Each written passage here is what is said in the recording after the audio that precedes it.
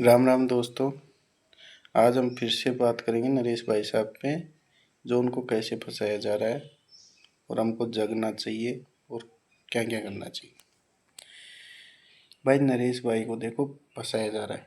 नरेश को नहीं, ये हमको आज अगर हम जगे नहीं ना, तो सबको एक एक कर करके जातियों में बांट के और फिर जो अन्याय के खिलाफ आवाज़ उठाएगा उसको सबको ऐसे ही फंसाएंगे, चाहे वो कोई सी भी समाज का हो।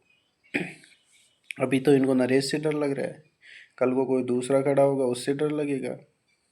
इसलिए हमको बाहर आना पड़ेगा भाई, सबको सबको लड़ना पड़ेगा। ये मत देखो यार ये मीणा जाति का है, मीणा जाति का, ये मीणा और ये छोड़ो।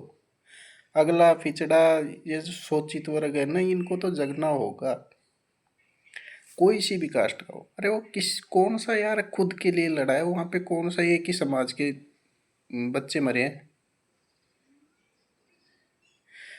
तो सबको हमको आवाज़ बुलंद करनी होगी, नहीं ऐसे दबा दिए जाएंगे ना तो कोई आपके लिए खड़ मतलब लड़ने वाला नहीं रहेगा, कोई भी नहीं लड़ेगा, क्योंकि ये पकड़ पकड़ के जेल में डाल देंगे। क्यों लड़ेगा फिर? अगर जनता का ये साथ नहीं मिला तो क्यों लड़ेगा? उसकी तो हिम्मत देखो अगले की, जो पहले 8 महीने जेल में रह के आया यार फिर से जेल में चला गया, और जाता जाता भी एक ही बात बोल रहा है कि मेरे लिए मत लड़ना, बच्चों को न्याय मिलना चाहिए। और क्या चाहिए, कैसा नेता चाहिए आपको?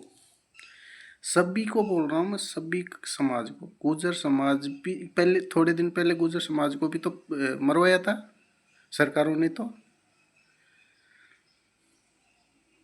सबको मरवाएंगे, ऐसे सबको ही वो करेंगे, एक एक समाज को बांटेंगे, पहले लड़ाते हैं फिर अलग करते हैं और फिर वो करते हैं।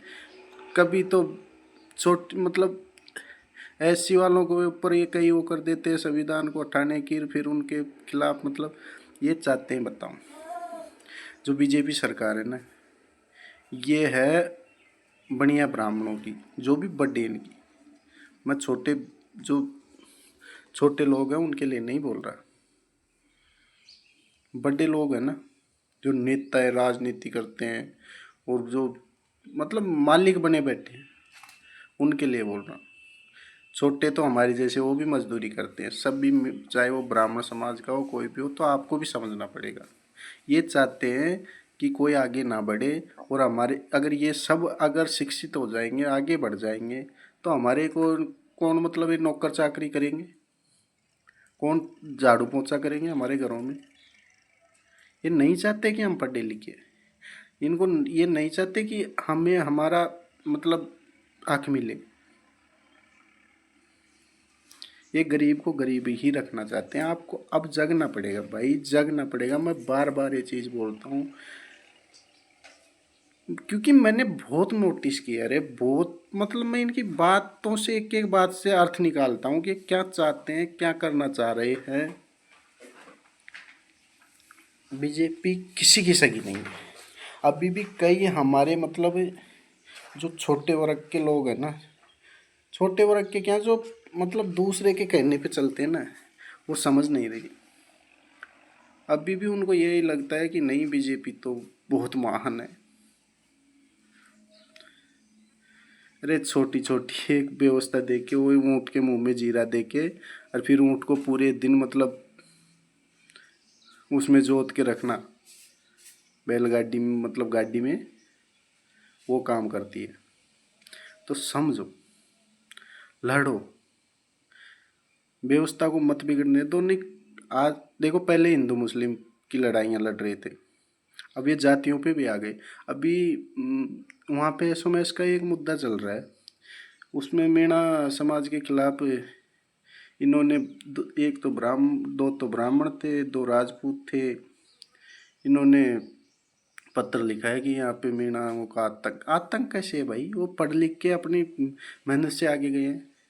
क्योंकि इन्हीं जातियों को लड़ाने चाहते हो तुम? एसओएस में क्या आतंक है यार?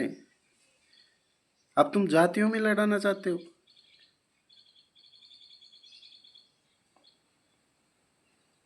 मतलब मीणा समाज ने ऐसा क्या कर दिया?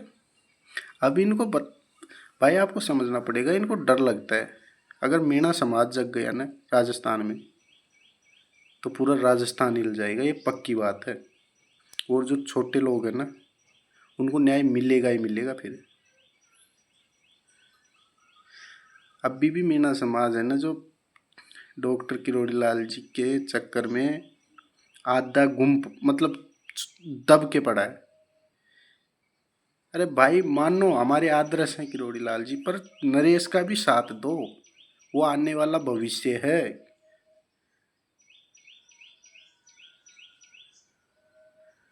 और सब समाज का है वो, कोई मीणा समाज का थोड़ी है। अभी गुजर समाज के लोग कई उनका विरोध भी कर रहे थे, वो भी कर रहे थे।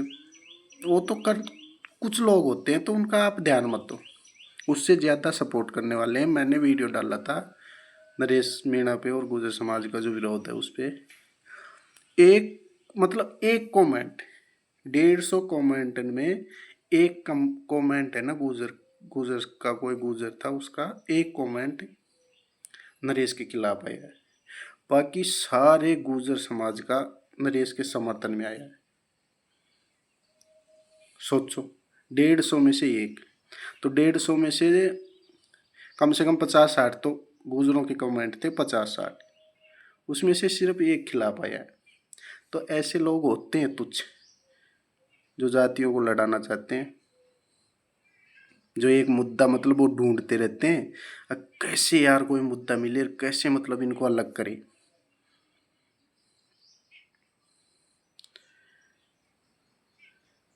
कोई नहीं लग रहा उनके साथ यार। गुजर समाज के में 2-3 भाई ऐसे हैं मतलब जो छात्र नेता हैं, वो नरेश के लिए मीटिंग कर रहे हैं यार, छुड़वाने के लिए। तो कैसे मान ले कि ये तुच्छ लोग हैं जो जिनके चक्कर में आके सभी लड़े। तो हमको भी खड़ा होना होगा। अगर 8 तारीख को नरेश भाई को जमानत मिलती है तो ठीक है, नहीं मिले ना तो मेरे भाइयों जगो। और शायद ये 16 तारीख का रखेंगे आंदोलन। वो जो मनोज मीणा जी हैं, उन्होंने 16 तारीख के लिए बोल रहे थे। 16 तारीख को दिखा दो सरकार, मत सोओ यार। वो गरीबों को न्याय दिलाने के लिए गया था भाई। वो प्लेन से क्रैश हुआ था, उसमें 1-1 करोड़ रुपए दे दिए यार उनको मुआवजे के लिए। अरे यहाँ पे 10-10 लाख रुपया, ऐसा भेदभाव क्यों? ये बच्चे नहीं थे? ये किसी के बुढ़ापे का सहारा नहीं थे? फिर ऐसा क्यों?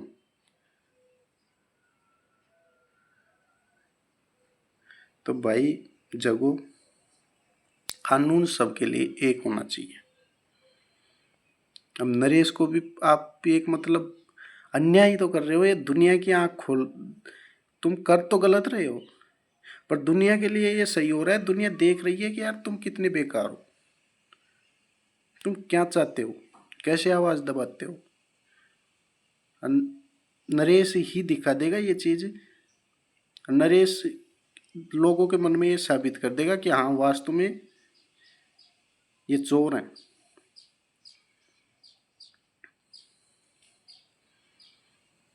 इधर का तो एरिया पूरा समझ गया, अब तो पूरा राजस्थान को समझने की जरूरत है।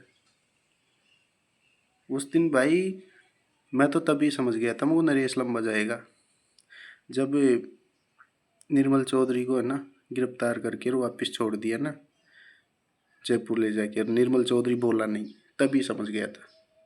क्यों? निर्मल चौधरी को बोला था कि भाई इसको हम रखना चाहते हैं लंबा, आप रहोगे तो फिर हम नहीं रख सकते, आपके साथ साथ इसको भी जमानत देनी पड़ेगी। तो आप ऐसे करो, लिख के दे दो कि मैं जयपुर जा रहा हूँ, मैं यहाँ नहीं करूँगा आंदोलन कोई। उन्होंने लिख के दे दिया।